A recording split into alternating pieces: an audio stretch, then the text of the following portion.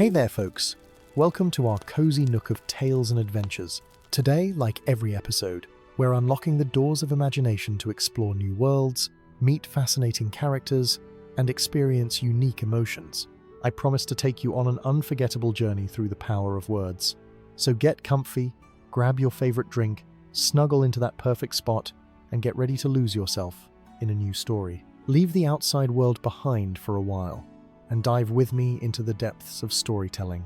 If you enjoy our content and want to support the channel, consider hitting the subscribe button and giving the video a thumbs up. Now, without further ado, let's dive into today's story. Midnight in the Shire was usually a time of peaceful slumber, when the round doors of hobbit holes were firmly shut against the night, and dreams of mushroom feasts and freshly brewed ale filled contented minds. But on this night, as the moon hung like a silver medallion in the star-speckled sky, Hobbit Greenhand stood frozen in his garden, staring at something impossible. Where his prized rose bushes had stood that very morning, now loomed an ancient stone doorway, its weathered surface gleaming with silvery blue runes that pulsed with an inner light. The archway seemed both impossibly old and oddly new, as if it had always been there yet had just appeared. Hobbit's gardening trowel slipped from his fingers as he cautiously approached, drawn by a whisper that seemed to emanate from the very stones. "This isn't right," he murmured to himself, his bare feet silent against the dewy grass. Not right at all. Hobbit was no adventurer. At 42 years old, he was a respected gardener in Hobbiton, known for his green thumb and quiet demeanor. His greatest pride was his garden, and his greatest adventure had been the time he'd traveled to Bree for a gardening competition. But something about the runes called to him, like a half-remembered song from childhood. Against his better judgment, Hobbit reached out one hesitant finger and traced the glowing pattern. The rune flared beneath his touch, and the world around him dissolved into swirling shadows. When the dizziness subsided, Hobbit found himself standing in a vast cavernous hall, its ceiling lost in darkness high above. Ghostly blue flames flickered in ornate sconces along walls carved with intricate patterns that told tales of ancient glory. The air felt thick, as if time itself moved differently here. "The halfling has arrived," a deep voice rumbled through the chamber. At last, Hobbit spun around, his heart hammering against his ribs. Before him stood the spectral forms of 7 dwarf kings, their translucent bodies adorned with crowns and armor of ages past. Their beards flowed down to jeweled belts, and their eyes held the wisdom and sorrow of centuries. I think there's been a mistake," Hobbit stammered, backing away. "I'm just a gardener." The central figure, a broad-shouldered dwarf with a crown of golden runes, stepped forward. "There is no mistake, Hobbit Greenhand. The door would open only for the one destined to help us. I am Durin, last king under the northern mountain, and we have waited long for you." "For me?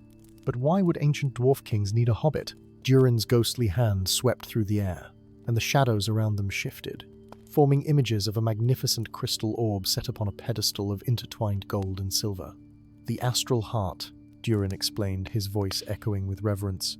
"For 1,000 years, it maintained the balance between the realm of the living and the realm of shadows, until it was stolen."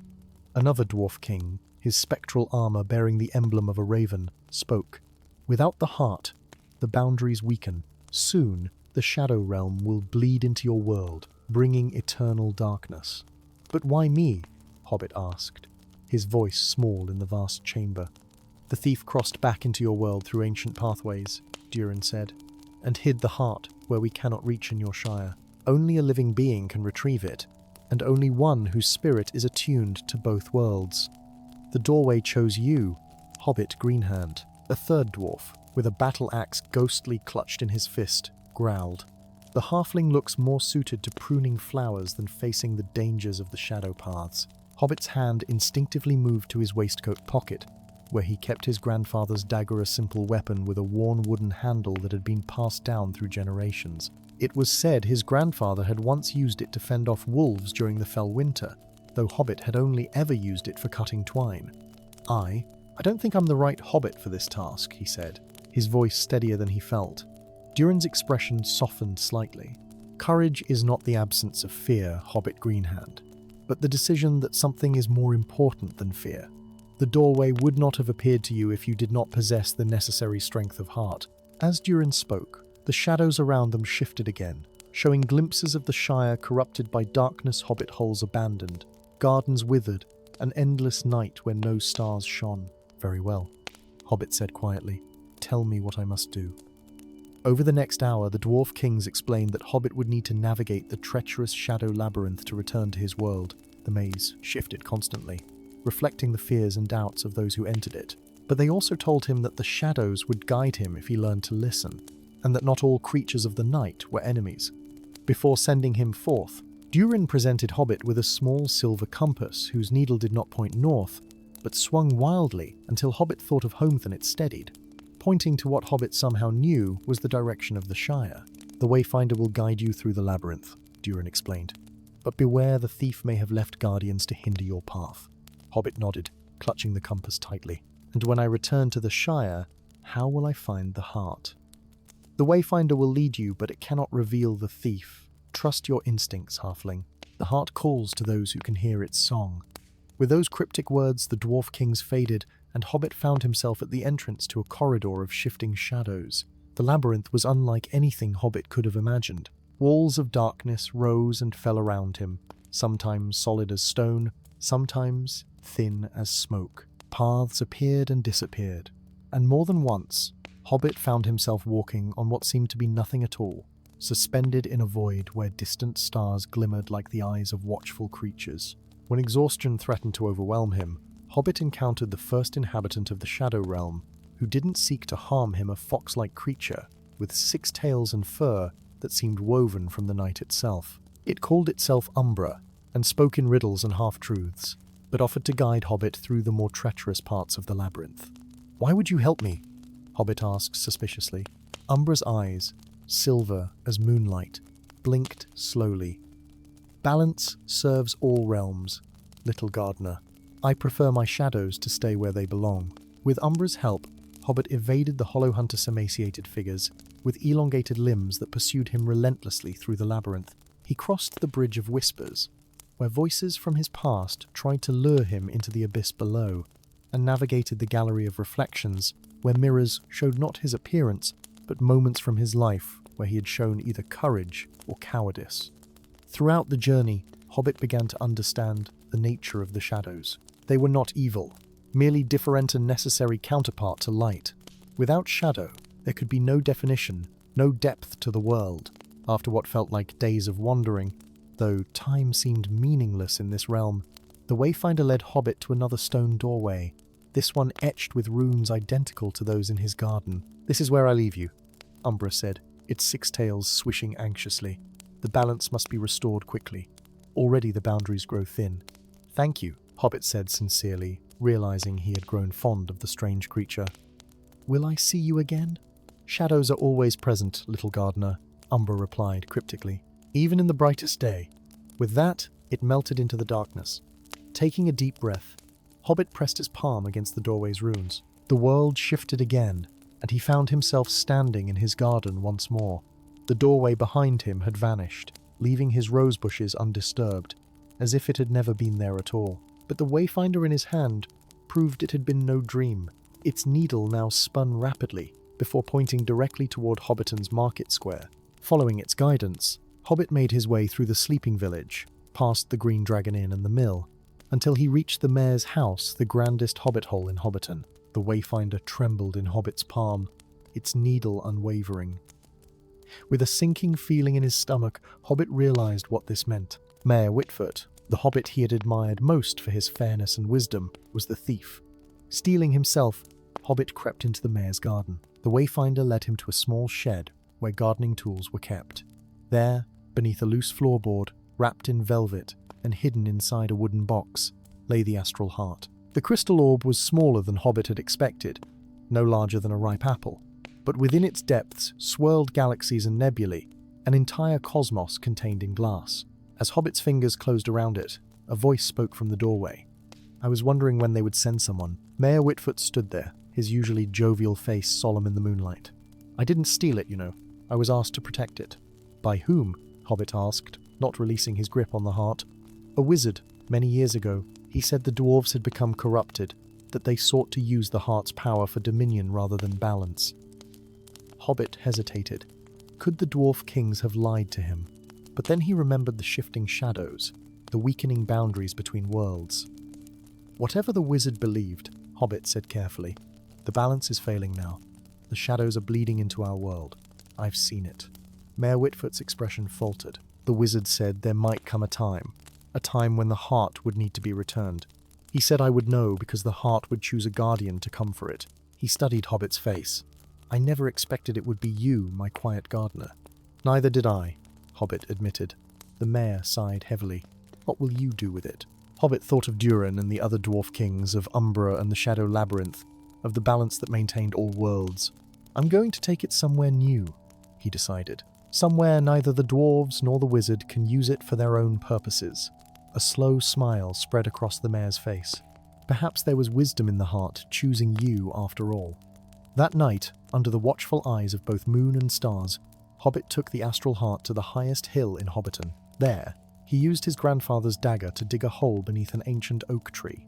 As he placed the heart in the earth, he whispered a promise to maintain the balance between light and shadow, between the seen and unseen worlds. As the first light of dawn broke over the Shire, Hobbit patted the last of the soil into place. No marker would identify this spot, no record would tell of what lay beneath. But sometimes, on nights when the moon was full, those who wandered near the old oak might hear whispers in the shadows, reminders that even in the peaceful Shire, great magic lay hidden, and that even the smallest gardener might be the guardian of cosmic balance. Tucked away in their cozy burrows, but Hobbit Underhill stood at his round window, unable to sleep. A haunting melody drifted through the night air, a melody like none he had ever heard before. It began as a whisper, almost indistinguishable from the rustle of leaves in the late summer breeze. But as the night deepened, the notes grew clearer, weaving a pattern of sound that seemed to speak directly to something ancient and forgotten within him. The music called to him with promises of secrets and wonders, each note a silvery thread tugging at his very soul. Ridiculous, Hobbit muttered to himself, turning away from the window. A proper hobbit doesn't go wandering off in the middle of the night, chasing after strange music. Yet the melody persisted, seeping through the cracks of his resistance, like water through stone. It spoke of mysteries beyond the safe boundaries of the Shire, of magic and adventure things that respectable hobbits had no business concerning themselves with. Hobbit pulled his quilt over his head, determined to ignore it. But the music only grew more insistent, more alluring. With a sigh of defeat, Hobbit slipped from his bed and pulled on his sturdiest walking jacket. He grabbed a walking stick from beside the doorknot that he expected trouble, but his father had always said it was foolish to venture out at night unarmed, even in the Shire. The cool night air embraced him as he stepped outside, the melody now clear as crystal bells. It was coming from the old forest. Every hobbit knew to avoid the old forest, especially after dark. Tales were told of trees that moved when you weren't looking, of paths that shifted and led wanderers astray, of ancient and unfriendly presences that had no love for the two-legged creatures who had carved out homes at the forest's edge. But the music wove a spell around Hobbit's common sense, and he found himself drawn inexorably toward the line of ancient oaks that marked the beginning of the Forbidden Woods. The moment he stepped beneath the canopy of trees, the world changed. Moonlight filtered through the leaves in dappled patterns, illuminating a path that seemed to glow with faint blue luminescence. The air felt thicker here, heavy with the scent of moss and secrets. The melody was louder now, no longer ethereal but vibrant and complex, a symphony played by invisible hands. Hobbit followed the glowing path deeper into the forest, ducking beneath low-hanging branches and stepping carefully over gnarled roots that seemed almost deliberately placed to trip unwary travelers. The trees grew older and more massive the further he went, their trunks wider than hobbit holes, their bark etched with patterns that almost resembled faces or runes of a forgotten language. After what seemed like hours, though, it could have been minutes, for time moved strangely in this place. Hobbit emerged into a perfectly circular clearing bathed in moonlight. At its center, hovering several feet above the ground, was a harp of gleaming gold. No musician sat before it, yet its strings vibrated with the melody that had drawn him from his home. The harp was a masterwork of craftsmanship, its frame carved with scenes of battles and feasts, dragons and heroes, all rendered with such exquisite detail that they seemed almost to move in the shifting moonlight. The strings themselves shimmered with colors that shouldn't exist, each note they produced visible as a ripple in the very fabric of the air. "I shouldn't touch it," Hobbit whispered to himself, even as his feet carried him forward. "I really, really shouldn't touch it." But he did. The moment his fingers brushed against the golden frame, the music stopped. The sudden silence was as shocking as a thunderclap, and Hobbit stumbled back, his heart pounding. The harp began to glow, brighter and brighter, until he had to shield his eyes. When the light faded, the harp was gone, and in its place stood a tall figure dressed in robes that shifted color like the surface of a soap bubble.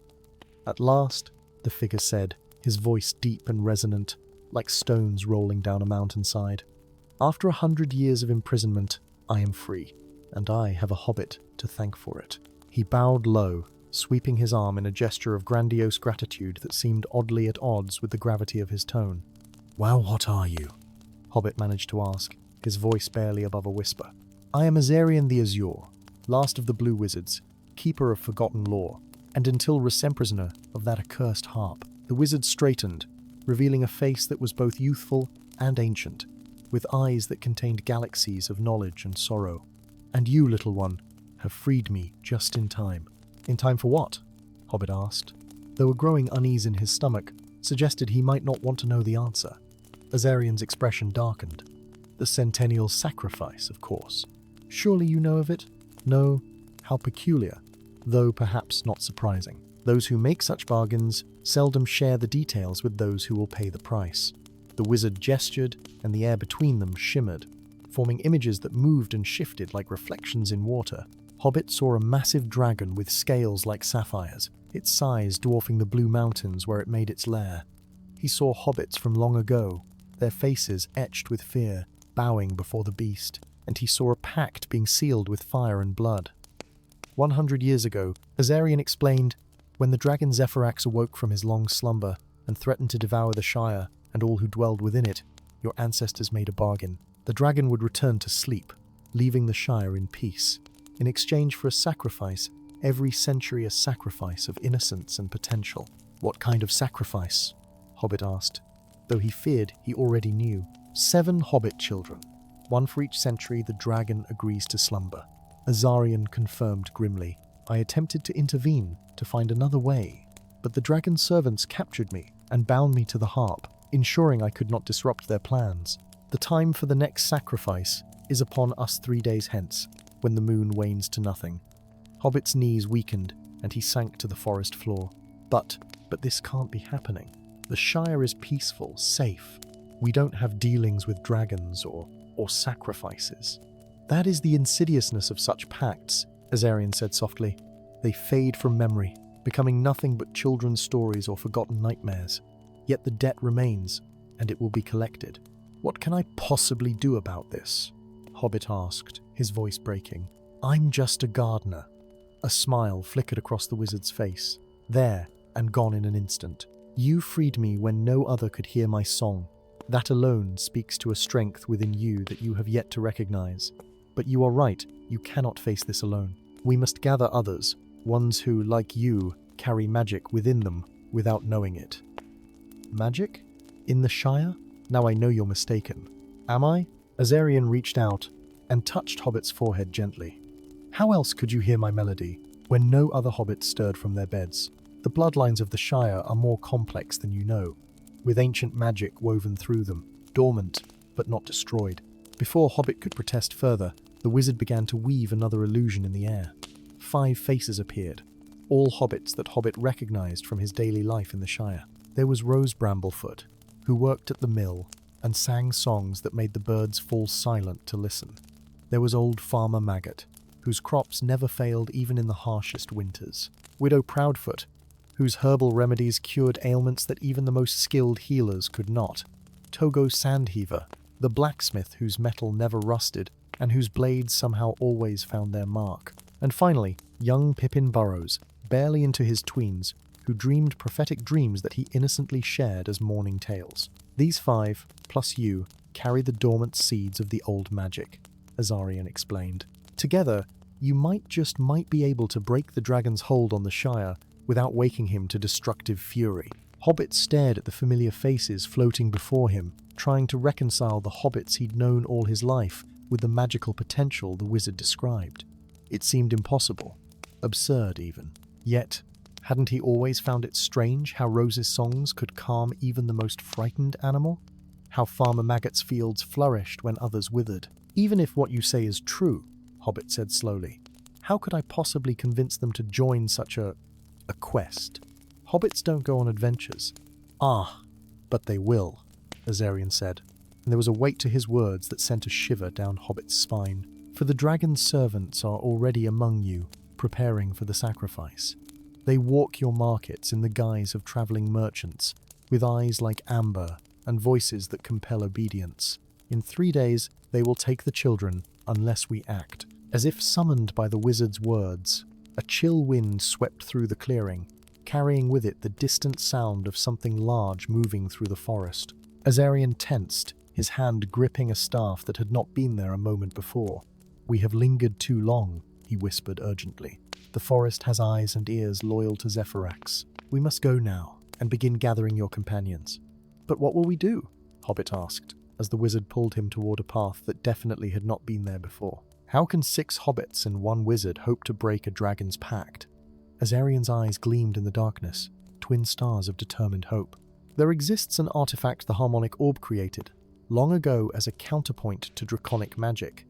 Legend says it can neutralize a dragon's power without waking him. If we can locate the fragments of the orb, scattered throughout the Shire for safekeeping, we might be able to forge a new pact, one that doesn't demand blood. The trees around them creaked ominously, their branches reaching like gnarled fingers toward the fleeing pair. Something large and serpentine slithered through the underbrush nearby, and eyes the color of flame peered from between ancient trunks. And if we fail, Hobbit gasped as they ran, then the Shire will learn the true cost of the peace it has enjoyed these 100 years, Azarian replied grimly. And Zephirax will feast not on 7, but on all. As they burst from the tree line back into the peaceful rolling hills of the Shire, the first light of dawn was breaking over the eastern horizon. In the distance, the village of Hobbiton was stirring to life, smoke rising from chimneys, utterly unaware of the ancient debt about to come due. Standing there, catching his breath, Hobbit felt the weight of knowledge settle upon his shoulders like a physical burden. 3 days to gather 5 reluctant hobbits with dormant magic they didn't know they possessed. 3 days to find the fragments of a legendary artifact. 3 days to save the children of the Shire from a fate sealed a century before their birth. And somewhere in those cheerful markets and cozy hobbit holes, the dragon's servants walked disguised, watching, waiting, preparing for their master's due.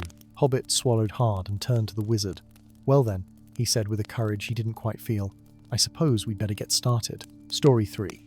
The ancient timepiece that stood in the centre of Hobbiton's market square had watched over the Shire for generations beyond counting. Crafted of weathered bronze and aged oak, its face bore numerals in a script so old that none could recall who had inscribed them. Local legend claimed the clock had been a gift from the elves in the First Age, though most hobbits dismissed such tales as fanciful nonsense. It simply was and always had been reliable constant in the gentle rolling rhythm of Shire life, until the night it began to turn backward. It happened precisely at midnight on Midsummer's Eve, when the stars shone like scattered diamonds across the inky firmament. The great clock's massive hands, which had never once faltered in living memory, shuddered, groaned, and with a sound like the earth itself sighing, began to rotate counterclockwise. Hobbit Thornborough stood alone in the deserted square, returning late from an evening of storytelling at the Green Dragon Inn. He froze, mouth agape, as the minute hand ticked leftward with deliberate purpose. The sound reverberated through the empty square like distant Thundera deep, reverberating toll that seemed to echo not just through space, but through time itself. That's not right, he whispered, his voice swallowed by the vastness of the night. Not right at all. He rubbed his eyes, certain that the ale had played tricks with his vision, but when he looked again, the clock continued its impossible backward journey, its gears grinding with an almost mournful resistance. The next morning, Hobbit hurried to the market square, expecting to find a crowd gathered around the malfunctioning timepiece. Instead, he discovered business as usual, farmers setting up stalls laden with summer produce, children chasing each other between carts, and the clock ticking forward as it always had. "Did you notice anything strange about the clock last night?" he asked Rosemary Proudfoot, who sold the finest mushrooms in the East Farthing. "The clock?" She looked up at the ancient timepiece with casual disinterest. "Can't say I have. Keeps time same as it always has, Mr. Thornborough. Are you feeling quite well?" Throughout the day, Hobbit received similar responses from everyone he questioned. No one had seen the clock's midnight reversal. No one believed such a thing possible. By evening, he had convinced himself it had been nothing more than a peculiar dream, until he noticed the date. The calendar in the post office, always meticulously maintained, showed yesterday's date. The daily delivery of milk had been identical to the previous morning's. Even the gossip at the market seemed oddly familiar, as if he were hearing the same conversations for a second time. That night, Hobbit waited in the shadows of the square as midnight approached. The clock's face gleamed pale in the moonlight, its hands inching toward the witching hour. As the final seconds ticked away, he held his breath. Dong! The first stroke of midnight rang out. Dong! The second followed. At the 12th toll, silence fell. Silence so profound it seemed to swallow all other sounds. Then, with a groan of ancient gears, the clock hands began their backward journey once more. All around Hobbit, the world seemed to shiver, like the surface of a pond disturbed by a falling leaf. Colours blurred and ran together. A flock of birds flew backward across the moon. The stars wheeled in reverse across the heavens. And Hobbit remembered. He remembered the day that had just passed because he had lived it twice now. While everyone else in the Shire rewound through their lives, oblivious to the repetition, he alone remained aware, a singular fixed point in the flowing river of time. That night, an ethereal figure appeared in Hobbit's dreams, tall and fair, with eyes that contained galaxies and hair like spun starlight. The elf moved with the fluid grace of one who had walked the world since its earliest days. "At last, the timekeeper's blood awakens," the elf said, his voice like crystal bells on a winter morning. "I am Elendil of the Twilight Realm, and I have watched over your lineage for 3,000 years, waiting for one who could perceive time's distortion." "I don't understand," Hobbit said, though some part of him, buried deep beneath generations of simple Shire living, stirred with recognition. "Why is the clock moving backward? Why am I the only one who notices?" "Because you are descended from Kronos the Steadfast, last guardian of the eternal clock," Elendil explained. "When the great timepieces were forged at the dawn of creation, they were entrusted to guardians in each realm mortal beings, with the sacred duty to maintain the proper flow of time. Your ancestor was the guardian of Middle-earth, though that knowledge has been lost to your people. The dreamscape around them shifted, showing visions of an ancient hobbit standing before an enormous clock face embedded in a mountainside, far grander than the modest timepiece in Hobbiton Square. The clock in your village is but a fragment of the true eternal clock," Elendil continued, "a shard containing just enough power to regulate time in the Shire. But someone has interfered with its mechanism, sending your land spiraling backward toward a moment of great significancy, a catastrophe that was averted once, and that someone wishes to ensure remains forever undisturbed." "How do I stop it?" Hobbit asked, his voice stronger than he felt. "You must find the 5 keys of chronology," Elendil replied. "When the original clock was shattered, its essence was divided for safekeeping. Each key is hidden somewhere in the Shire, disguised as ordinary objects that have been passed down through families for generations, their true nature forgotten." Before Hobbit could ask more, the dream dissolved, leaving him with a lingering sense of purpose and 5 names echoing in his mind, the keepers of the hidden keys. For the next 7 days, as the Shire cycled repeatedly through the same 24 hours, Hobbit searched for the keys. Each day he retained his memories while others forgot, giving him precious time to pursue his quest without raising suspicion.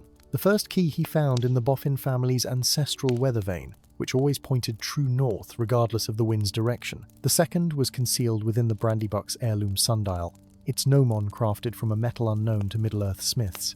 The third key was hidden in plain sight, the pendant Mayor Whitfoot wore on ceremonial occasions, passed down through 20 generations of village leaders. The fourth key proved more challenging, embedded within a standing stone at the furthest edge of the Shire, its surface carved with spiraling patterns that matched the internal workings of the village clock. And the fifth, most elusive key was revealed to be the hour hand of a small pocket watch carried by none other than the respected historian and elder Everard Goodbody. It was when Hobbit attempted to retrieve this final key that the truth unfolded. Everard caught him examining the watch, and rather than expressing surprise or outrage, simply sighed with deep resignation. "I wondered when one of the timekeeper's line would awaken," he said, his voice heavy with the weight of knowledge.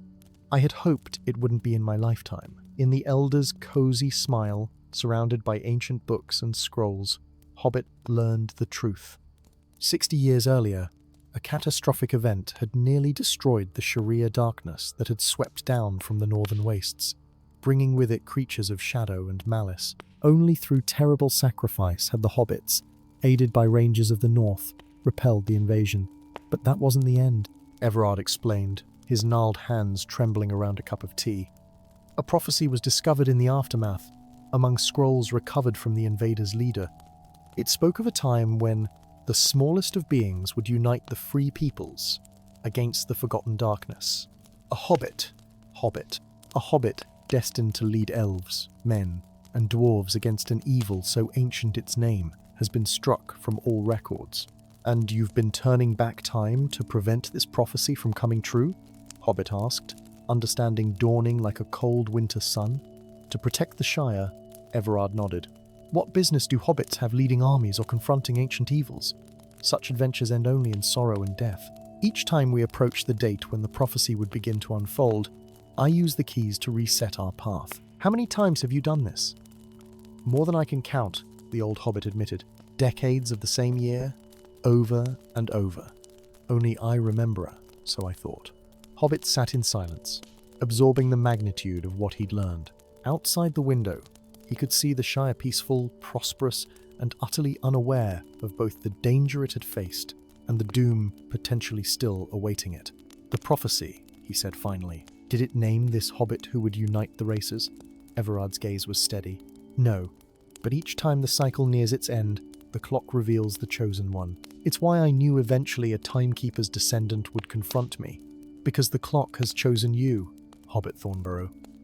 The revelation fell upon Hobbit like a physical weight. Him, a simple hobbit who had never ventured beyond the borders of the Shire, whose greatest ambition had been to perfect his grandmother's recipe for blackberry tart. "What happens if I refuse?" he asked.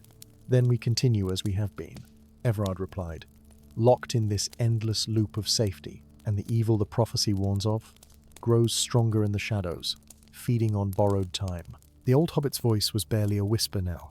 "I've bought the Shire peace, but perhaps only delayed an inevitable reckoning." That night, as the great clock in the square prepared for its midnight reversal, Hobbit stood before it with all 5 keys arranged in a circle at his feet. His decision had not come easily, but it had come with the certainty of dawn following night. As the 12th stroke faded, he stepped forward, placing his palm against the clock's ancient face. "I am the descendant of Kronos the Steadfast," he declared, his voice steady despite his racing heart. "Guardian of time's true passage. No more shall the wheel turn backward." One by one, the 5 keys rose into the air, glowing with an inner light that illuminated the square brighter than noon. They circled the clock face, each finding a hidden keyhole that had never been visible before. As the final key locked into place, a surge of power rippled outward, washing over the Shire in a wave of golden light. The clock hands trembled, then resumed their proper clockwise motion with a sound like the world exhaling in relief. In that moment, Hobbit glimpsed visions of what was to come a gathering darkness, a council of races, a journey beyond anything in Hobbit lore. But he also saw hope, friendship, and the possibility of a future where the Shire endured not through isolation, but through bonds forged with the wider world. As dawn broke over Hobbiton the first truly new day in decades, Hobbit watched the sunrise with fresh eyes. Whatever destiny awaited him as the Hobbit of the prophecy, he would face it not by hiding from time's passage, but by moving forward into the unknown, with the same quiet courage that had always been the true strength of his people. The clock of eternity ticked on, marking the moments of a future now free to unfold as it should. Story 4. The moonless night wrapped the Shire in velvet darkness. The stars above dimmed as if reluctant to witness what was about to unfold. Across the rolling hills where hobbit holes nestled like cozy burrows in the earth, Pinpricks of ethereal light began to appear, first one, then three, then dozens. They drifted through the air like dandelion seeds caught in a breeze, their glow a hypnotic dance of blue and silver that seemed both beautiful and wrong. Hobbit Brandybuck stood at his round window, a cup of evening tea forgotten in his hand as he watched the lights float over the meadows. Unlike the familiar yellow flicker of fireflies that dotted summer evenings, these lights moved with purpose. They gathered around Ferntook's hobbit hole at the edge of the village, hovering near the window where her young daughter slept. Old Bilberry was right, he whispered to himself. They've returned. 3 nights ago, the lights had appeared for the first time, and by morning, the Proudfoot twins were nowhere to be found. Their beds empty, their windows open despite the autumn chill.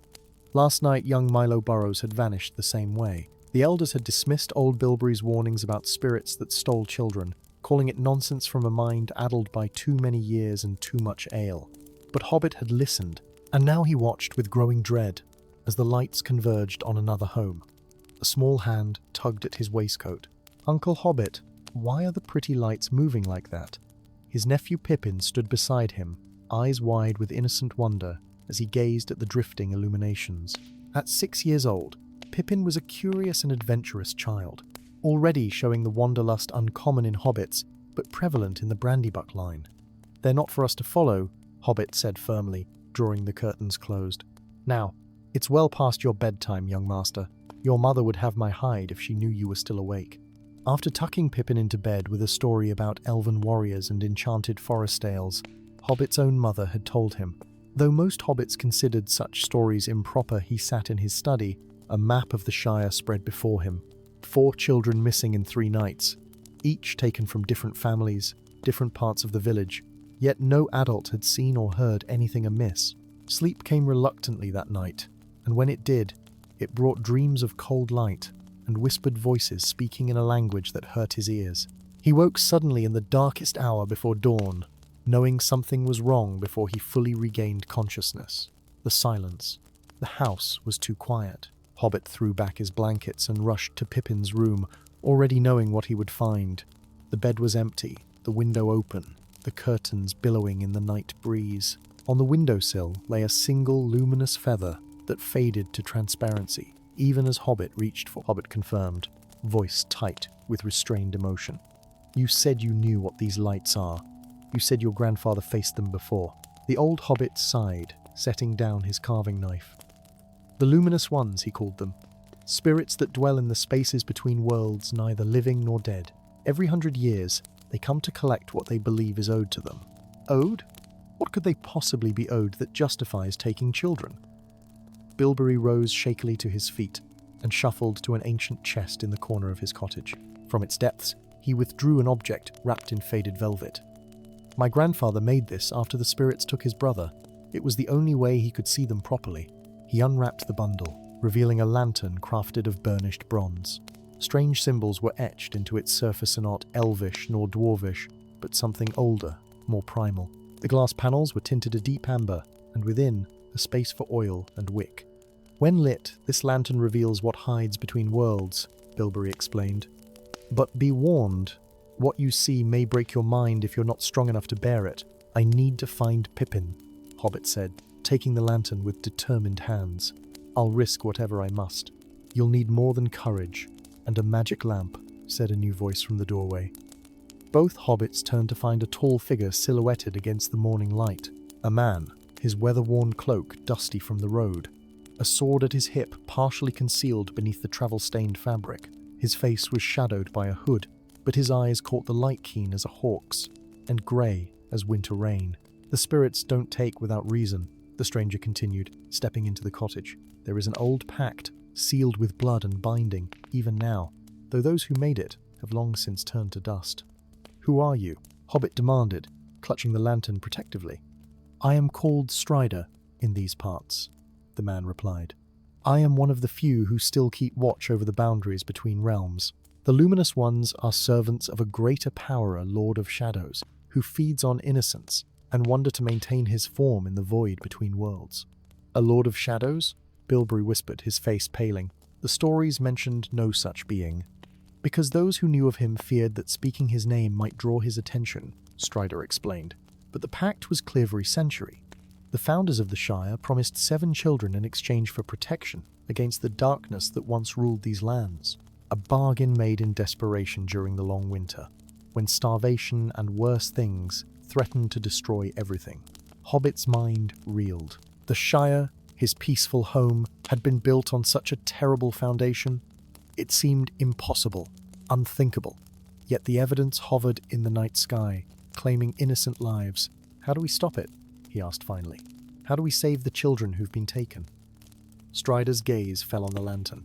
"With that, you might follow where they've gone. The realm of shadows exists alongside our own, like a reflection in dark water, but to enter it is to risk being trapped there forever." "I'll go alone," Hobbit decided. "This burden shouldn't fall on anyone else." "Not alone," Strider said, placing a hand on Hobbit's shoulder. "I have walked the shadow paths before. I will guide you as far as I can, but once inside the Shadow Lord's domain, even I cannot protect you." That night, when the lights appeared again, Hobbit and Strider waited at the edge of the woods. The bronze lantern hung from Hobbit's belt, unlit for now. In his pack, he carried provisions for the journey, his grandfather's small dagger, and added at the last moment the storybook from which he had read to Pippin. As the ethereal lights drifted toward another hobbit hole, Strider nodded. "Now, light the lantern." Hobbit struck flint to steel, and the lantern's wick caught flame. Through its amber glass, the world transformed.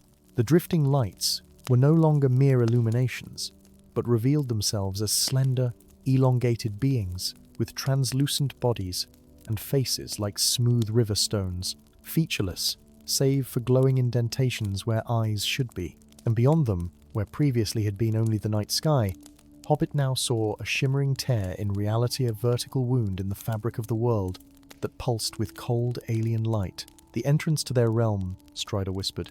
"We must be quick. They will sense the lantern's magic." As if hearing his words, several of the spirit creatures turned, their blank faces oriented toward the watching pair. A sound like crystal wind chimes filled the air, their communication, or perhaps an alarm. "Run," Strider commanded, drawing his sword.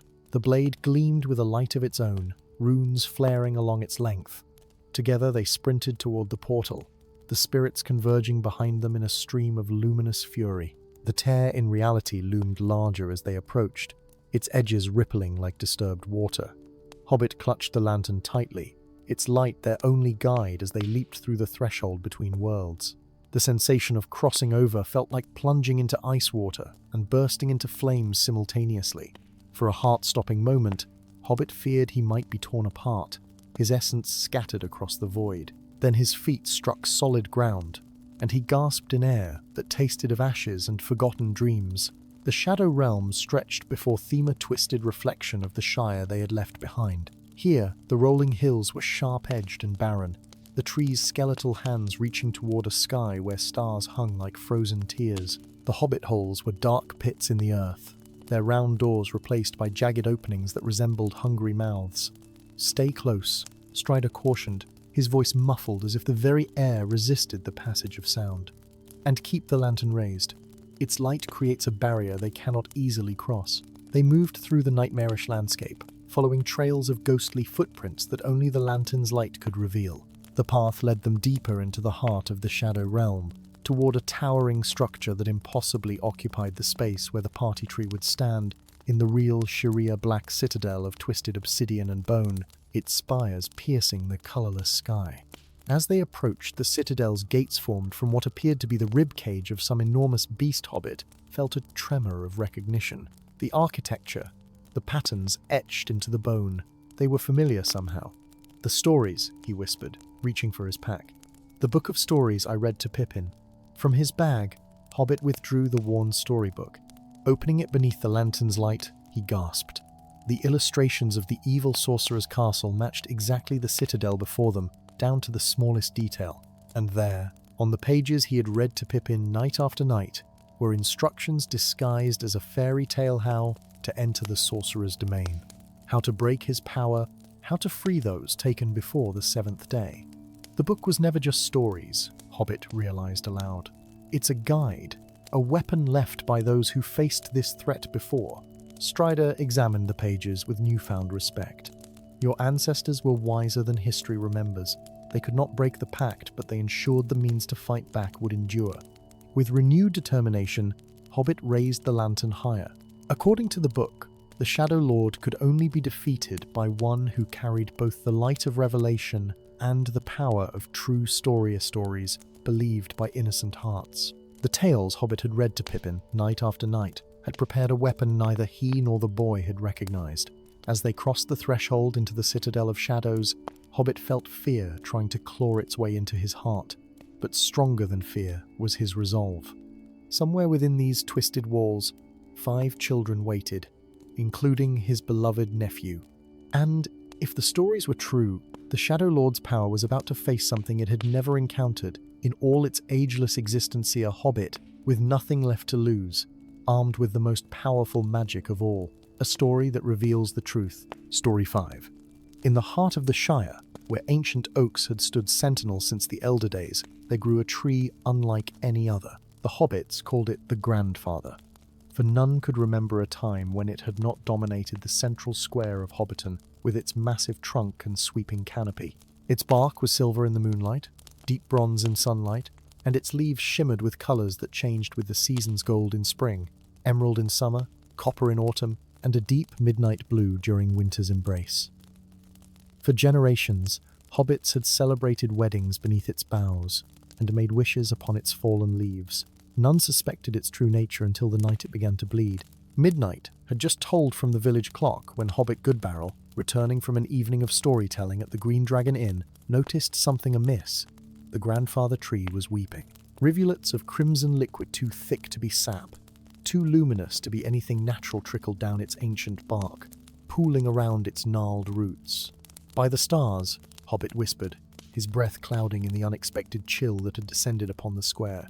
"This cannot be." He approached cautiously, the silver moonlight painting the scene in ghostly relief.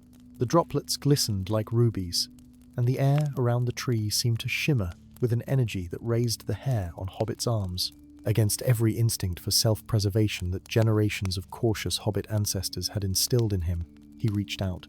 His finger touched the red liquid. The world exploded into visions. Armies marched across lands Hobbit had only heard of in travelers' talesmen, in armor bearing emblems of realms beyond the Shire's borders. Elves with bows of starlight, dwarves wielding axes that flashed like lightning. They faced a darkness that consumed everything in its path, a roiling shadow pierced by eyes of flame. At the center of this maelstrom stood a tree, the Grandfather, but twisted, its once vibrant leaves blackened, its bark cracked to reveal a pulsing heart of darkness within. The portal falters, a voice whispered through the vision.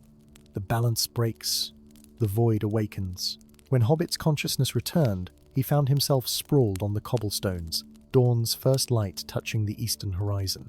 The blood-like substance had vanished from the tree, leaving no evidence of the night's strange occurrences save for a single crimson stain on Hobbit's fingertip that refused to wash away. Throughout the day, he attempted to convince others of what he'd witnessed. The pragmatic hobbits of the Shire dismissed his tale as the result of too much ale or a vivid dream. Even his closest friend, the ever-faithful Timbo Bracegirdle, regarded the story with skeptical concern rather than belief. "Perhaps you should rest, Hobbit," Timbo suggested gently. "Tales of bleeding trees and visions of werets, not the sort of thing that happens in the Shire." But as dusk approached, Hobbit noticed peculiar visitors in the village's mall, woodland creatures that normally avoided Hobbit settlements. Squirrels with eyes too knowing, ravens that perched and watched with unnatural stillness, a fox that followed him from a careful distance. When the sun finally set, these creatures converged on the square, forming a circle around the grandfather tree. The fox stepped forward, its russet fur gleaming in the twilight. And then, to Hobbit's astonishment, it spoke. "The tree has chosen you," the fox said, its voice melodic yet tinged with urgency. "I am Rusakan, emissary of the Forest Council. We have waited centuries for the grandfather to select a champion." Stunned into silence, Hobbit could only stare as the circle of animals parted to admit more creatures beings that seemed to materialize from the deepening shadows. A woman with bark-like skin and hair of autumn leaves. A man no taller than Hobbit himself, but with the muscular density of stone. a child with eyes like liquid starlight. "We are the keepers of the green ways," the bark-skinned woman explained, her voice reminiscent of wind through leaves. "I am Sylvania of the deep forest. The tree you call grandfather is known to us as Yggdrasil's child, the last living portal between the realms of existence. It bleeds because dark forces seek to corrupt its heart. The visions you received were warnings," added the stone-like man, who introduced himself as Granite Heart of the Mountain Holds. "War comes not just to the lands beyond your Shire, but to all worlds connected by the great tree's roots." The childlike being, who called itself simply Lux, approached Hobbit with movements that seemed to flow like water. "The grandfather has shown you what will come to pass if the corruption completes. You bear its mark now." It pointed to the crimson stain on Hobbit's finger. "Only one marked by the tree can undertake the quest to save it." "Quest," Hobbit echoed weakly, the very word alien to his Hobbit sensibilities. "I'm no hero. I've never left the Shire." "Yet the tree chose you," Rusakan the fox observed. "There is more to you than even you know, Hobbit Goodbarrel." Through the night, the council explained that centuries ago, when the original world tree began to falter, 7 seeds were entrusted to guardians throughout the realm zone to the elves, 1 to the dwarves, 1 to men, 1 to the creatures of the deep forests, 1 to the beings of mountain stone, 1 to the children of twilight, and 1 planted in the Shire, where it grew into the grandfather tree. Each seed contained the essence of the original tree, and together they maintained the delicate balance between worlds. Now, dark forces sought to corrupt these seeds, turning their power toward creating rifts rather than bridges, allowing ancient evils sealed beyond the veil of reality to return. "You must journey to each guardian and retrieve their seed," Sylvania explained. "Only by reuniting all 7 at the grandfather can we perform the ritual of renewal and heal the growing corruption." "The road will be perilous," warned Granite Heart. "The enemy has agents in all realms." Hobbit looked down at his stained finger, then up at the massive tree that had been the backdrop of his entire unremarkable life. How many festivals had he attended beneath its branches? How many summer days had he dozed in its shade? The thought of it corrupted, of darkness sweeping over the peaceful Shire, was unbearable. "When do we leave?" he asked, surprising himself with the steadiness of his voice. "At first light," Rusakan replied. "Pack lightly, but wisely. The journey to the first guardian, the Elven Keeper in Lothlorien, will take us beyond the borders of all you know." Dawn found Hobbit at the Shire's edge, a pack on his back containing little more than provisions, a change of clothes, and a small knife that had belonged to his grandfather. Rusakan waited there, along with Lux, who would accompany them on the first leg of their journey.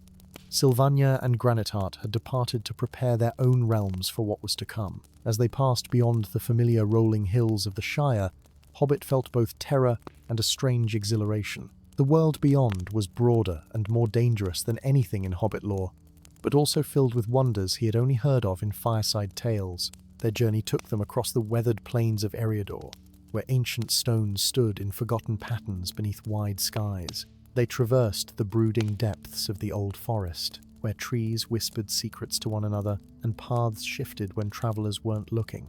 Through it all, Rusakan guided them with an unerring sense of direction, while Lux's strange powers protected them from dangers both seen and unseen. When they finally reached the golden woods of Lothlorien, Hobbit was spellbound by the ethereal beauty of the elven realm. Trees taller than any in the Shire rose like silver pillars to a canopy of leaves that glowed with their own inner light. Elven songs echoed through the woods, their melody both joyful and melancholy, in ways Hobbit could feel but not fully comprehend. The Elven Keeper, Lady Galadriel, welcomed them to Carysgaladon, the heart of the Elven Kingdom. In her garden, protected by ancient magics, grew a sapling with leaves that shimmered like diamonds in sunlight. "The Seed of Dawn, we call it," Galadriel explained, her ageless eyes studying Hobbit with unsettling intensity. "It has been under my protection since the Elder Days. We need to take it to the grandfather tree," Hobbit explained, "to prevent the corruption from spreading." A shadow passed over Galadriel's fair features. "I have seen the darkness growing, but I fear the greater threat may lie closer than you realize." She gestured for Hobbit to look into a silver basin filled with water. "Behold what the mirror of Galadriel reveals." In the water's reflection, Hobbit saw flashes of his companions, but one image disturbed him deeply. One of the 7 guardians, though the vision did not reveal which, stood before a twisted altar, surrendering their seed to a figure shrouded in shadow. The guardian's face showed not malice, but desperate resolve. "One believes they saved their people through betrayal," Galadriel said softly. "They do not understand that all realms will fall if the void is allowed entry." "Who?" Hobbit asked. "Which guardian betrays the others? Even the mirror cannot reveal all truths," she replied. "You must be vigilant, Hobbit Goodbarrel. Trust your heart, for the tree chose you for your spirit, not your stature." With the elven cedar glowing crystal that contained the sapling's essence secured in a pouch around his neck, Hobbit and his companions continued their quest. They journeyed to the dwarven halls beneath the misty mountains, where Durin's folk guarded a seed encased in a perfect gemstone. They travelled to the citadel of men in Minas Tirith, where the seed was preserved in a golden reliquary.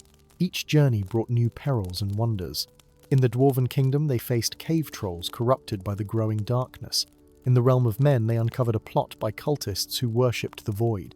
At each turn, Hobbit, who had once considered walking to Bree and adventure, found reserves of courage he never knew he possessed. Yet Galadriel's warning haunted him. Who among the Guardians had turned traitor? What desperate circumstance could drive one to betray not only their fellow keepers but their entire world? The answer came in the Kingdom of Twilight, a realm that existed in the space between day and night, accessible only during the brief moments of dawn and dusk. Its ruler, the Twilight King, greeted them with solemn courtesy, but Hobbit noticed the strain in his eyes, the tension in his ethereal court. While being shown to their chambers, Lux drew Hobbit aside, its starry eyes troubled. "My people suffer," it whispered. "The void's influence grows stronger here than in other realms. The barrier is thinnest in Twilight." That night, unable to sleep, Hobbit wandered the shifting corridors of the Twilight Palace. He found himself in a garden of flowers that glowed like captured moons, where the Twilight King stood before a seed that pulsed with inner radiance, half light, half shadow. "You need not hide," the king said without turning. "I sense the tree's mark upon you." Hobbit stepped forward. "Your seed looks different from the others. It maintains the balance between light and darkness," the king explained. "Without it, my realm would fall to either blinding light or consuming shadow." He turned, and Hobbit saw tears on his ageless face. "My people are fading, Hobbit Goodbarrel. The corruption spreads faster here, I was told. I was promised that surrendering the seed would spare them." Realization dawned with terrible clarity. "You're the betrayer Galadriel foresaw." The king's shoulders sagged. "I believed I was saving my people. Only too late did I understand that all realms would suffer. The emissary of the void deceived me." "It's not too late," Hobbit urged, thinking of the grandfather tree, of the peaceful Shire that knew nothing of the dangers beyond its borders. "Come with us. Help us complete the ritual of renewal. Your knowledge of the void's emissary could be crucial." For a long moment, the Twilight King stood motionless. Then, with careful reverence, he lifted the Twilight Seed from its pedestal. "I will atone for my error," he said quietly, "though it may cost me my crowner, my life." As they journeyed back toward the Shire, now with 6 of the 7 seeds gathered, the signs of spreading corruption became impossible to ignore. Forests withered as they passed, skies darkened with unnatural storms, and creatures warped by void energy attacked with increasing frequency. When they finally reached the Shire's borders, Hobbit's heart nearly stopped. Ahead, where the green hills of home should have welcomed them, a pall of shadow hung, and at the center, visible even from a distance, the grandfather tree stood with its branches raised, like a supplicant begging for salvation. Its once vibrant leaves now tinged with black. "We're nearly too late," Rusakan growled, his fur bristling. They raced toward Hobbiton, toward the ancient tree that connected all worlds. Around its base, a circle of hobbits had formed, ordinary folk, armed with garden tools and cooking implements, standing firm against shambling creatures that emerged from tears in reality. At their head stood Timbo Bracegirdle, Hobbit's doubting friend, wielding a frying pan with surprising effectiveness. "Hobbit," he called out, his face lighting with relief. The tree had started bleeding again, and then these things appeared. "Stand fast," Hobbit called back, drawing strength from the sight of his people, simple hobbits who had never sought adventure. yet faced the unknown with stubborn courage. The ritual of renewal required all 7 seeds to be placed at the cardinal points around the grandfather tree. As the guardians took their positions, Hobbit approached the bleeding trunk, the crimson stain on his finger burning as if in recognition. "What must I do?" he asked Sylvania, who had rejoined them for the final stage. "You are the catalyst," she explained. "The tree chose you. Your blood freely given will activate the seeds and purge the corruption." Understanding what was required, Hobbit drew his grandfather's small knife. With a steadying breath, he made a shallow cut across his marked finger. 7 drops of blood for each seed fell upon the roots of the grandfather tree. For a heartbeat, nothing happened. Then, light erupted from each seed, beams of pure energy connecting them in a complex lattice that enveloped the tree.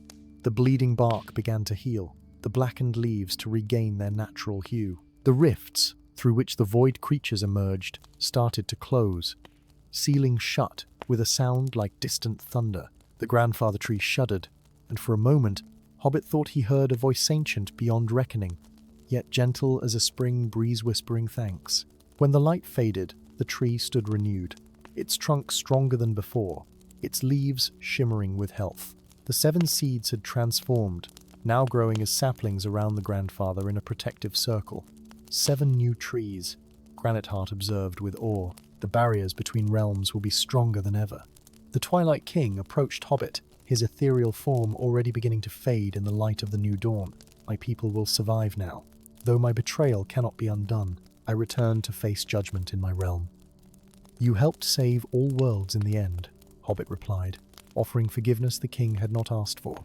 As the guardians departed, returning to their respective realms, the hobbits of the Shire gathered around Hobbit with questions that would take days to answer. Rusakan remained at his side, suggesting that perhaps the fox's role as emissary might require a more permanent presence in the Shire. "The void will always seek entry," Rusakan reminded him quietly. "The trees must be protected." Hobbit looked around at his home, the rolling hills, the round doors of hobbit holes, the simple folk who had shown unexpected bravery when darkness threatened their peaceful existence. His adventure had carried him to realms of wonder and peril, but he understood now that true magic existed everywhere, even in the most ordinary places. The grandfather tree's branches swayed in a breeze that seemed to carry whispers of distant realms, now safer, because a hobbit had answered the call of a bleeding tree.